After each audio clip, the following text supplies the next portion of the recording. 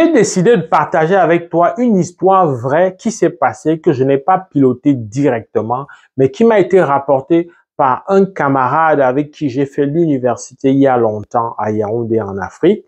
Et donc, ce camarade me parlait de l'histoire de son petit frère qui est un brillant infirmier, quelqu'un qui a fait de brillantes études, quelqu'un dont tout le parcours et toutes les informations alléguées au moment de sa déclaration d'intérêt puis de sa demande de CSQ, c'était des informations crédibles, c'était des informations authentiques.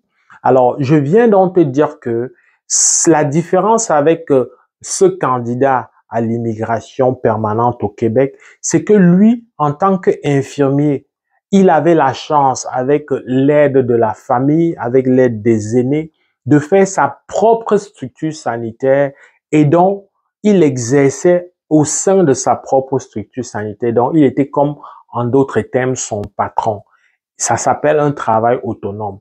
Et d'après la réglementation donc, du Québec, c'est une réglementation d'ailleurs qui fait partie du charme et de la particularité du Québec, c'est que, effectivement, les stages et le travail autonome est reconnu ici. Tu peux faire la démonstration donc, lorsque c'est au Québec, d'une expérience professionnelle et obtenir le pointage là-dedans qui va te permettre donc d'avoir ton CSQ et plus tard ta résidence permanente. Mais il se trouve, et c'est ça l'intérêt particulier de cette vidéo, il se trouve que ce jeune homme a été rencontré en entrevue dans un hôtel de la place à Yaoundé, un hôtel UP, par un agent donc, qui représentait donc, le gouvernement du Québec dans ce dossier, dans une entrevue, pour qu'il puisse, au cours de cette entrevue-là, établir donc son expérience professionnelle. Et pour établir son expérience professionnelle, il s'agissait pour lui de prouver qu'il a justement exercé comme infirmier durant la période alléguée. Alors, je suis parti au départ en te disant que c'est un vrai infirmier et c'est même un brillant infirmier. Mais le fonctionnement en Afrique où il y a je vais dire ça comme ça, une sorte d'informel. Informel, par exemple, au niveau de la preuve de cotisation de l'assurance sociale, ce n'était pas son cas. C'est vrai que ce n'est pas souvent un obstacle, mais en tout cas, ce n'était pas son cas. Il n'avait pas des éléments factuels en tant que son propre patron, pour faire simple. Il n'avait pas des éléments factuels qui pouvaient l'aider à établir vraiment que pendant tout ce temps, il a exercé. Mais tu peux me croire, il a vraiment exercé. Je viens donc te parler de deux enjeux. Le premier enjeu, c'est qu'il faut savoir que c'est quelqu'un qui était donc de la même couleur de peau que celui-là. De plus en plus des Africains, de plus en plus des personnes qui ont la même origine que toi, qui sont arrivés ici au Canada depuis longtemps, occupent des postes donc de plus en plus stratégiques dans ces institutions gouvernementales qui octroient ces documents, donc soit de résidence permanente, des visas ou CSQ, etc. Donc, une fois que c'est une clientèle, c'est des décideurs qui sont de ton pays d'origine, ils savent la mentalité, ils sont au courant des pratiques parce que ils n'ont pas, même s'ils sont désormais canadiens, s'ils travaillent pour ces postes-là, ils sont tenus par l'objectivité, par la conscience professionnelle. Il n'en demeure pas moins que ils sont originaires de la même contrée que toi et donc pour ça, il connaît exactement la réalité, il connaît exactement comment ça se passe. Donc du coup, il y a plus de doutes qui est jeté. Du coup, il y a une vigilance à avoir vers l'idée que il s'agit des gens qui ne savent rien. Il s'agit des gens qui vont juste avaler ce qu'on dit. Là, je te parle de quelqu'un qui a vraiment fait ce qu'on dit, mais en droit, on ne dit pas seulement, il ne suffit pas de dire la vérité, il suffit d'établir la vérité.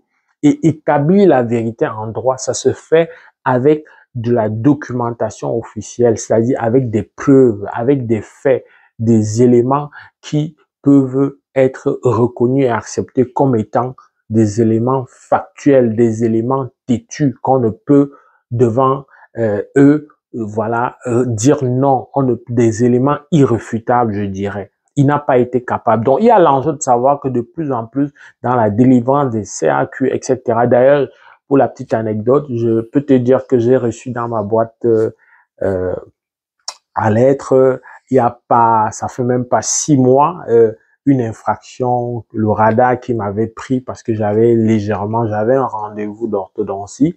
Ben, le radar m'avait pris pour 10 kilomètres par heure de plus dans une certaine zone. Et puis, l'agent qui a signé le document de l'infraction, ben, c'est quelqu'un qui non seulement est originaire du même pays que moi, mais originaire même du même air, donc ethnique et géographique que moi.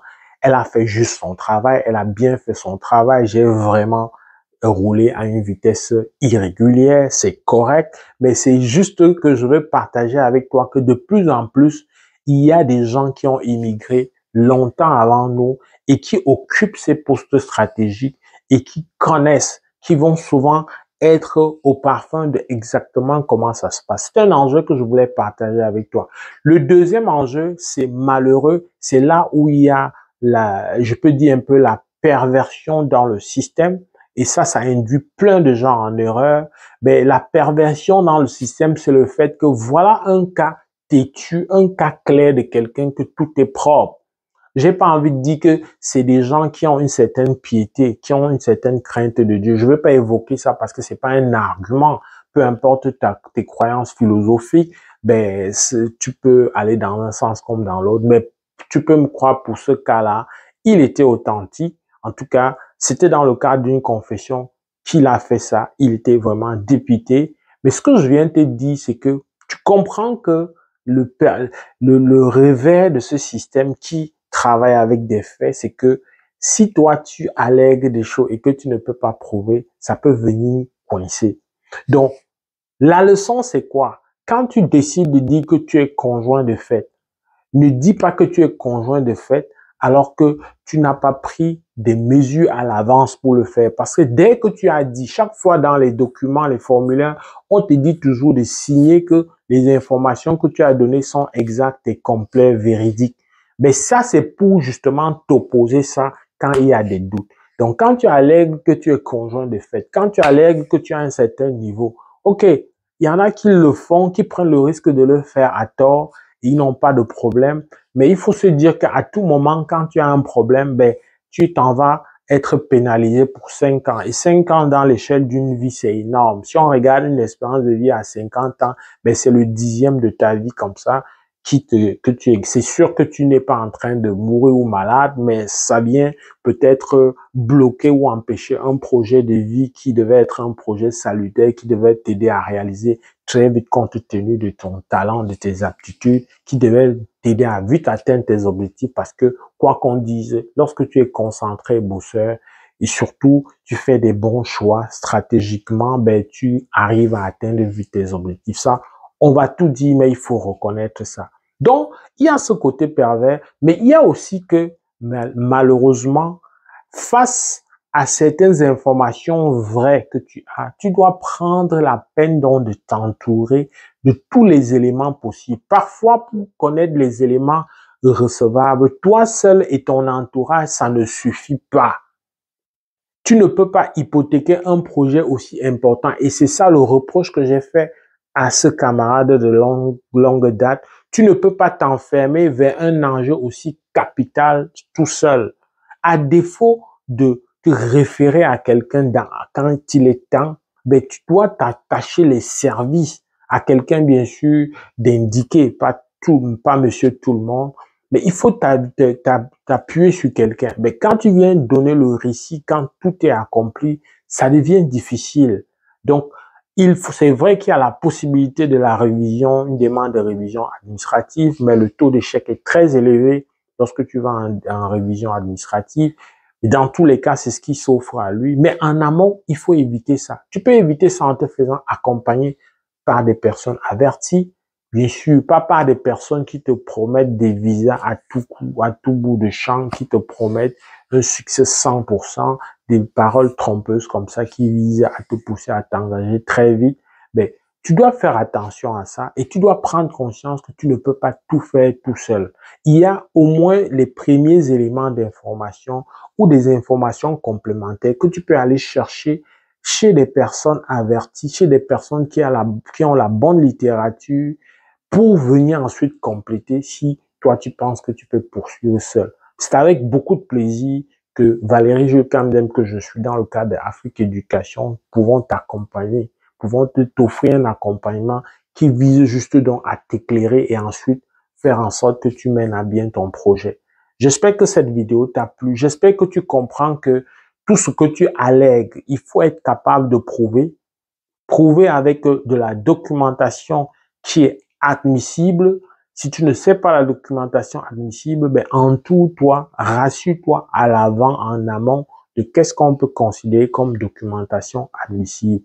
N'attends pas être les faits accomplis. C'est quoi les faits accomplis? Parfois, tu vas alléguer quelque chose dépendamment du niveau de la procédure, si elle est fédérale ou provinciale. On va te demander de répondre sous 10 jours, sur 15 jours. Il n'y a pas souvent de délai. Quand c'est des procédures comme le CSQ, on peut te donner 60 jours, on peut te donner 30. C'est vrai que ce temps-là peut être relativement court en fonction du document qu'il te faut obtenir. Tu dois pouvoir, dans toute procédure, savoir qu'est-ce qui te revient, qu'est-ce qui est à ton niveau, qu'est-ce qui n'est pas à ton niveau et de garder en tête les enjeux pour ne pas vraiment étouffer, pour ne pas vraiment anéantir ton projet d'immigration. Venir ici, immigrer ici, ça reste super aidant et super déterminant dans la vie de beaucoup de personnes. Si cette vidéo t'a plu, like, partage, fais savoir au plus grand nombre. Avec un plaisir renouvelé, je vais te retrouver dans le cadre d'une prochaine vidéo. Porte-toi bien.